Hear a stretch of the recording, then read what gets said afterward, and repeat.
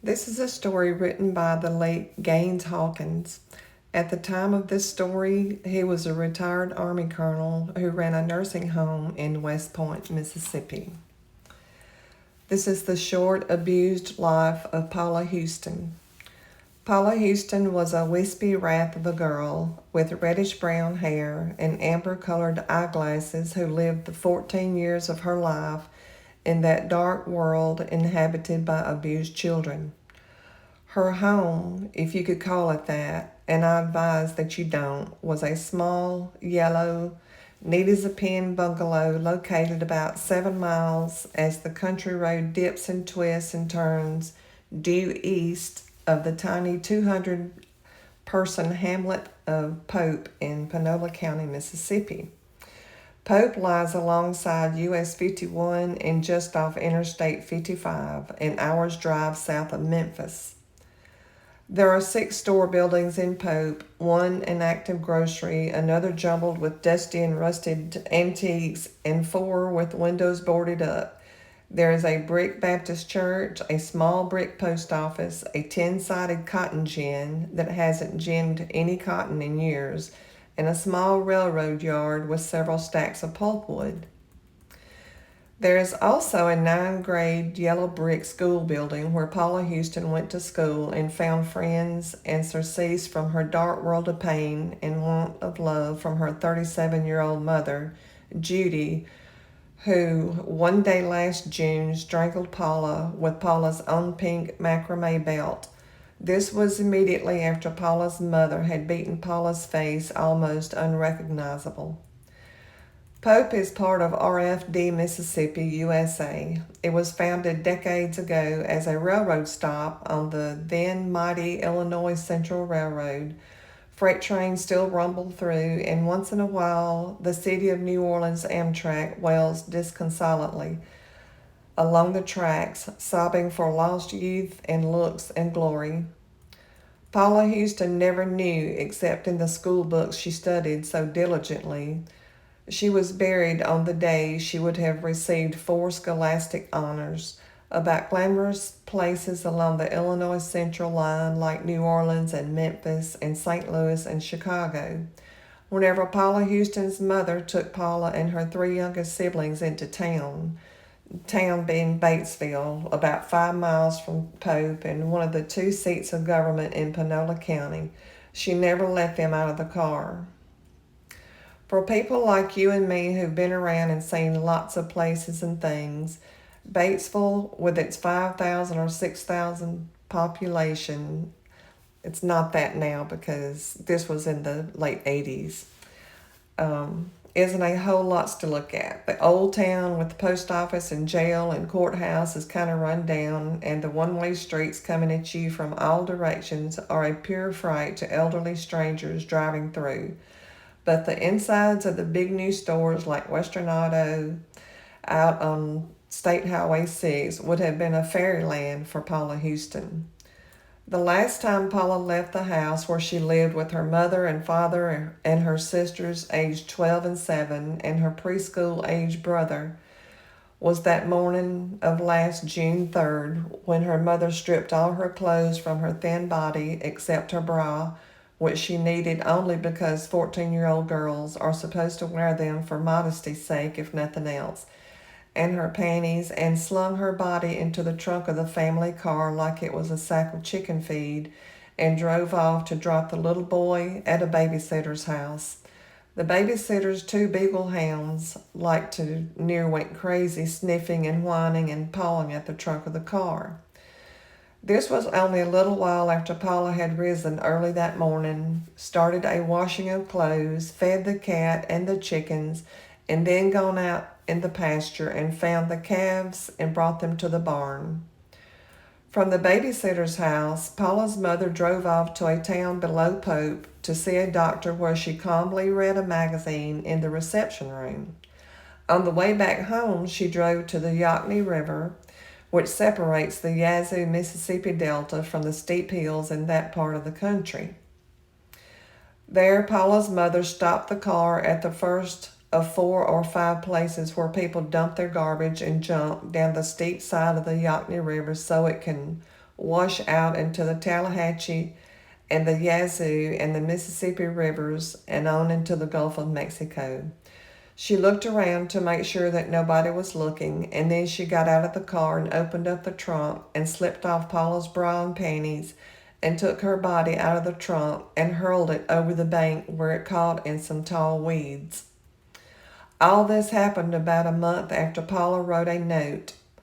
Paula wrote lots of notes to a classmate asking her to buy a Mother's Day present, not more than $10, please, for Judy, because if I can make this work, maybe Mama will be a little nicer to me.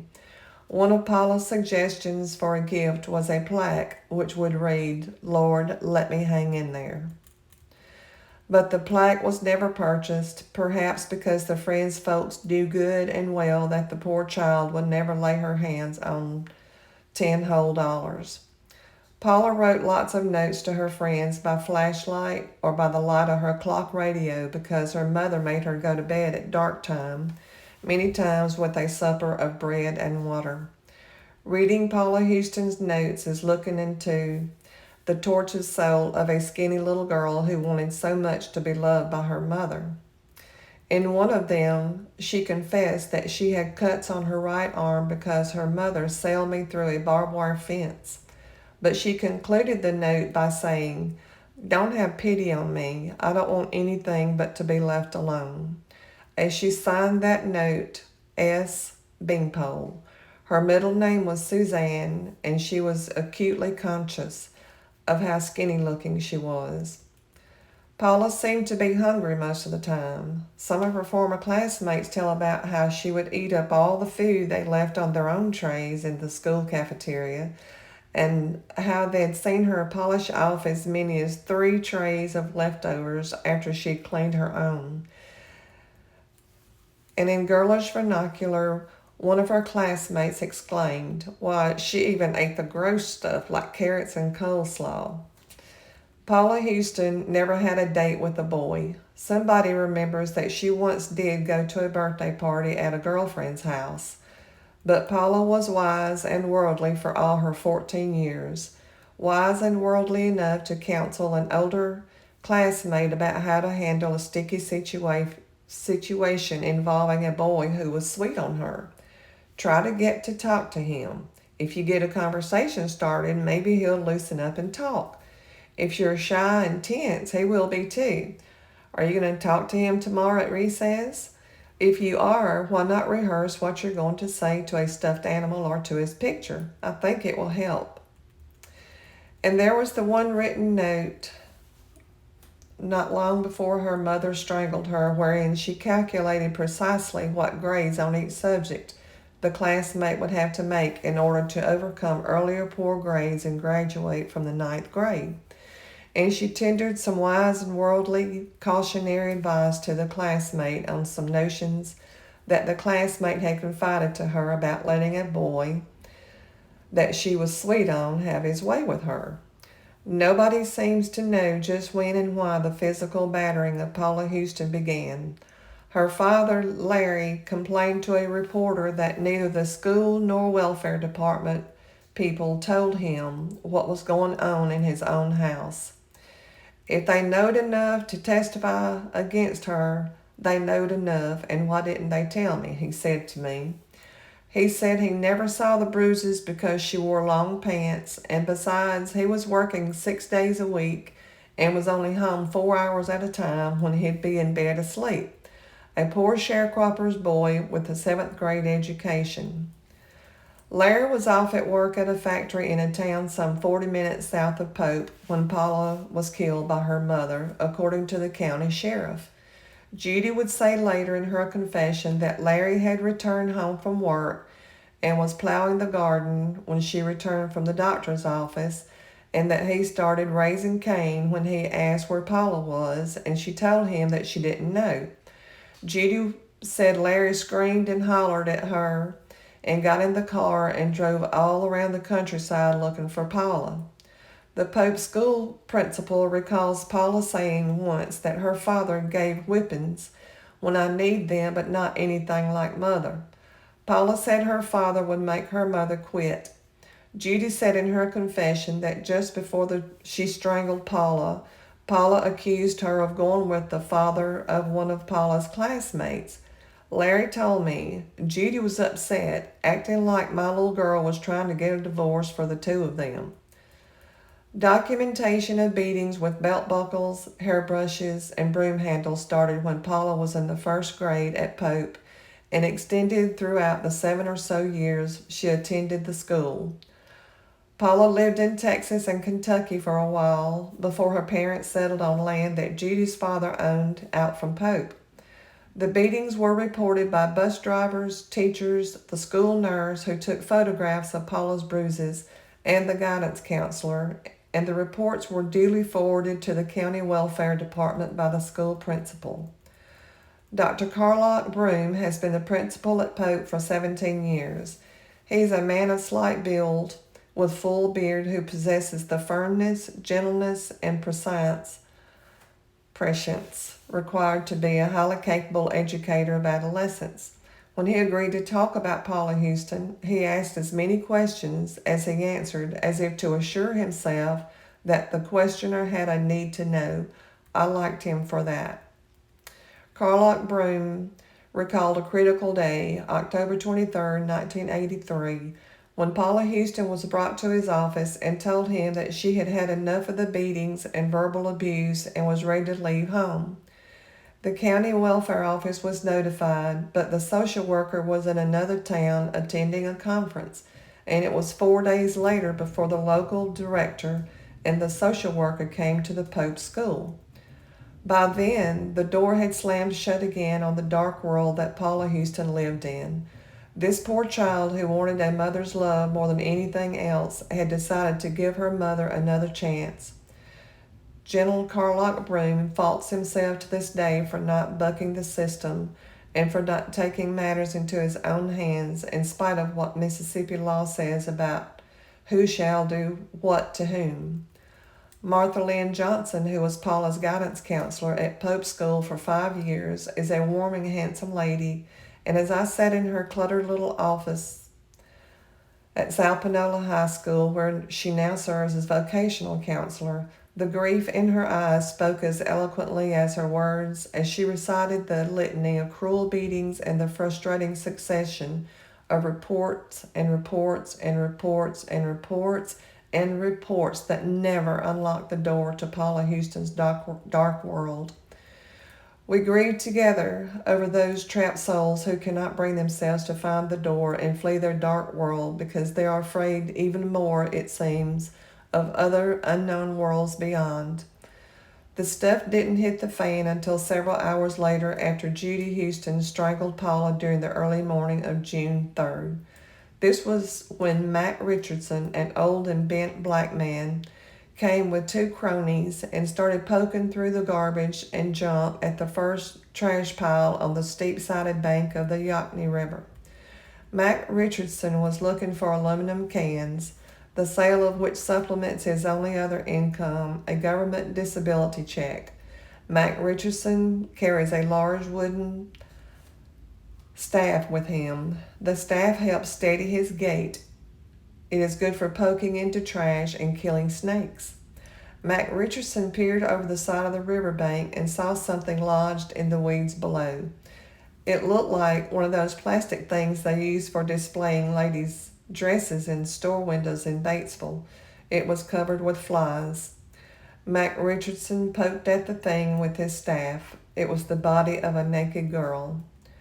Mac Richardson went to the nearest house where there was a telephone which could be used to let the sheriff know what he had found. It is still prudent for the black Mac Richardsons to become disassociated as swiftly as possible from the dead bodies of little white girls. Next day, Judy Houston told the sheriff that it was indeed she who had done this awful deed. Later, she would tell a fellow prisoner in her jail cell that Paula was mean and deserved to die.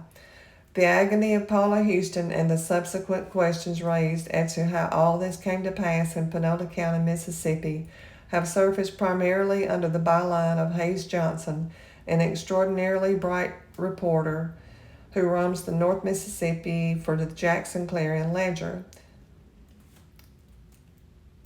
State legislators and jurists and bureaucrats and plain citizens throughout the state recoil in anger and shame and look at one another and ask, how in the name of God did our system permit this to happen? The system is identified in the minds of most people as the state's Department of Public Welfare, whose duties concerning child abuse are spelled out in Mississippi's Code of Law. An internal investigation within the department acknowledges a great deal of departmental onus.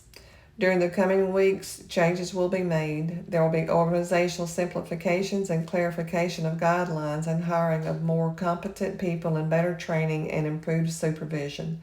Child abuse problems may even be taken away from the welfare department, and the youth court system may be strengthened and funded realistically. But this will be too late, of course, to be of any help to Paula Houston. I found Paula Houston's grave on a Sunday morning, the day before Judy Houston was brought to court in DeSoto County to be tried for Paula's murder. The judge moved the trial to the neighboring county because of all the publicity and strong feelings and such.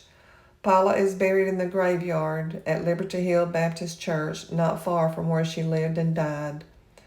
The horseshoe drive in front of the church was jam-packed with cars that morning.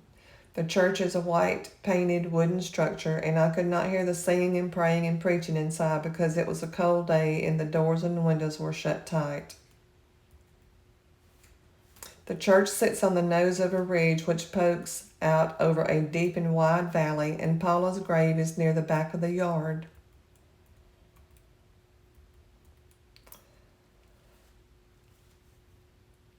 Earlier that morning, several violent thunderstorms had rumbled and roared out of Arkansas and across the Yazoo, Mississippi Delta and into the steep hills, and at that moment I stood above Paula's grave. A residue of dark, brooding clouds swirled overhead. A chill wind whistled up out of the valley, and the fallen brown leaves from the great oak trees rasped as they leapfrogged along the ground in sudden, sneaky spurts. I have witnessed through 3 wars during my lifespan the mindlessness of man's inhumanity to man, but I have never been so disgusted as I was that Sunday morning when I stood above Paula Houston's grave, looking down at the $500 headstone and a spray of pretty pink flowers that leaned against it. Dear, sweet, skinny little Paula Houston had finally found freedom from her dark world in a hole in the ground at a place called Liberty Hill.